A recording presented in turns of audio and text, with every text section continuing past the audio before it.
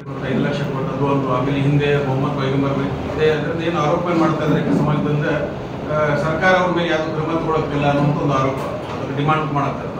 Okay, ಇದು ಬಸವ ಜನ್ಮಭೂಮಿ, ಇದು ಆದಿಲ್ ಶಾಯರ ಸಾಮರಸ್ಯ ನಾಡೂ ಕೂಡ ಹೌದು. ಪರಮ ಪೂಜ್ಯ ಸಿದ್ದೇಶ್ವರ ಸ್ವಾಮೀಜಿಯವರ ನಾಡಿದು. ಇಂಥ ಭೂಮಿಯಲ್ಲಿ ಇವತ್ತು ನಗರದ ಶಾಸಕರು ಪದೇ ಪದೇ ಇವತ್ತು ಅವರು ವಿಶೇಷವಾಗಿ ಇಸ್ಲಾಂ ಧರ್ಮನವ್ರನ್ನ, ಮುಸ್ಲಿಮರನ್ನ ಟಾರ್ಗೆಟ್ ಮಾಡಿ, ಹಿಂದೆ ಮೊಹಮ್ಮದ್ ಪೈಗಂಬರ್ ಅವ್ರಿಗೆ ಇದು ಮಾಡಿದರು. ಅದಕ್ಕಿಂತ ಮುಂಚೆ ಇವತ್ತು ದಿವಸ ಟೋಪಿ ದಾಡಿ ವಿಚಾರಗಳನ್ನು ಮಾತಾಡಿದರು. ಈಗ ಮೊನ್ನೆ ಕೊಪ್ಪಳದಲ್ಲಿ ಇವತ್ತು ದಿವಸ ಮುಸ್ಲಿಂ ಯುವತಿಯರನ್ನ, ಹುಡುಗಿಯರನ್ನ ಮದುವೆ ಆದರೆ ನಿಮಗೆ 5 ಲಕ್ಷ ಬಹುಮಾನ ಅಂಥೇಳಿ ಒಂದು ಕೀಳ ಮಟ್ಟದ ಒಂದು ಹೇಳಿಕೆ ಕೊಟ್ಟರು.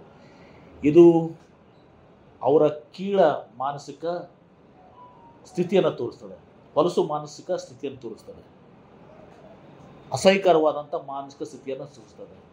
ಅವರ ಹೆಸರು ಬಸನಗೌಡ, ಅಂದರೆ ಅವ್ರ ತಂದೆಯವರು ಬಸವಣ್ಣನ ಮೇಲೂ ಹೆಸರಿಟ್ಟಿದ್ದಾರೆ. ವಚನ ಹೇಳಬೇಕಾಗಿದ್ದ ವ್ಯಕ್ತಿ, ವಚನ ಕೇಳಬೇಕಾಗಿದ್ದ ವ್ಯಕ್ತಿ ಇಂಥ ಅಸಹ್ಯಕರವಾದಂಥ ಕೀಳವಾದಂಥ ಹೇಳಿಕೆಯನ್ನು ತಿಳಿಸ್ಕೊಡ್ತಾ ಇದ್ದಾರೆ. ನಾನು ಇದನ್ನು ಖಂಡಿಸ್ತೀನಿ ಮತ್ತು ತಾವು ಹೇಳಿದಂಗೆ ನಾನು ಈಗಾಗಲೇ ವಿಚಾರ ಮಾಡಿದ್ದೀನಿ. ನಾನು ಇದನ್ನು ಗೃಹ ಸಚಿವರು, ಮುಖ್ಯಮಂತ್ರಿಗಳು ಮತ್ತು ಕಾನೂನು ಸಚಿವರು ಅವರೆಲ್ಲರಿಗೂ ಅವ್ರ ಜೊತೆ ನಾವು ಚರ್ಚೆ ಮಾಡ್ತೀವಿ. ಇವರು ಪದೇ ಪದೇ ಹೇಳಿಕೆಯನ್ನು ಇವತ್ತು ಏನು ಮಾಡ್ತಾ ಇದ್ದಾರೆ, ಇವರು BJPಯಿಂದ ಪಕ್ಷದಿಂದ ಉಚ್ಚಾಟನೆ ಮಾಡಿದರು ಹೇಳಿಕೆ ಸಲುವಾಗಿ. ಅವ್ರ ರಾಜಕೀಯ ಹೇಳಿಕೆಗಳು ಇರಲಿಲ್ಲ. ಕಾಂಗ್ರೆಸ್ ಪಕ್ಷವನ್ನು ಟೀಕಿಸಲಿ, MB ಪಾಟೀಲ್ರನ್ನ ಟೀಕಿಸಲಿ, ಅಭಿವೃದ್ಧಿ ಬಾಬಾವನ್ನ ಟೀಕಿಸಲಿ, ಆದರೆ ಇವತ್ತು ಒಂದು ಧರ್ಮದ ಹೆಸರನ್ನು ಇವತ್ತು ದಿವಸ ನಾವು ಹೇಳ್ತಾ ಹೋಗಿ. ಇವತ್ತು ಕುವೆಂಪು ಅವರು ಹೇಳಿದಂಥದ್ದು ಇದು ಸರ್ವ ಜನಾಂಗದ ಶಾಂತಿಯ ತೋಟ. ಬಸವಣ್ಣವ್ರು ಏನು ಹೇಳ್ತಾರೆ, ಇವನಾರವ ನಮ್ಮವ ಅಂತ ಹೇಳ್ತಾರೆ.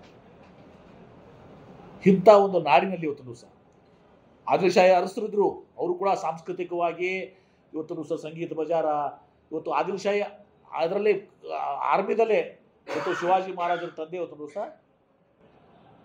ಇವತ್ತು ಜನರಲ್ ಆಗಿದ್ದರು. ಶಿವಾಜಿ ಮಹಾರಾಜ ತಂದೆನೇ ಇದ್ರಲ್ಲ ಅಲ್ಲಿ ಆದಿಲ್ ಶಾಹಿ ಆರ್ಮಿಯಲ್ಲಿ. ಸಂಗೀತ ಬಜಾರ, ಸಂಸ್ಕೃತ ಇದನ್ನ ಸಾಹಿತ್ಯವನ್ನು ಇವತ್ತು ದಿವಸ ಅಂಥ ಒಂದು ಬಸವಣ್ಣನ ನಾಡಿನಲ್ಲಿ, ಸಿದ್ದೇಶ್ವರ ಸ್ವಾಮೀಜಿ ಅವರ ನಾಡಿನಲ್ಲಿ, ಆದಿಲ್ ಶಾಹಿ ನಾಡಿನಲ್ಲಿ ಈ ರೀತಿ ಇವರು ಬಸವಣ್ಣನ ಹೆಸರಿಟ್ಟುಕೊಂಡು ಇಂಥ ಕೀಳು ಮನಸ್ಥಿತ ವ್ಯಕ್ತಿ ಇವತ್ತು ದಿವಸ ಇವರಾಗಿದ್ದಾರೆ. ಅದಕ್ಕೆ ನಾನು ಇಷ್ಟೇ ಹೇಳ್ತೇನೆ, ನಾನು ಇದನ್ನು ಕಾನೂನು ಸಚಿವರಾಗಿ ಇಷ್ಟು ಕಂಟಿನ್ಯೂಸ್ ಆಗಿ ನಡೀತಾ ಇದೆ. ಈಗ ಸರ್ಕಾರ ಇದನ್ನು ಏನಾದರೂ ಒಂದಕ್ಕೆ ಇವ್ರನ್ನ ಹತ್ತಿಕ್ಕಲಿಕ್ಕೆ, ಅವ್ರನ್ನ ಇದು ಮಾಡಲಿಕ್ಕೆ ಒಂದು ಕ್ರಮ ಕೈಗೊಳ್ಬೇಕಾಗ್ತದೆ.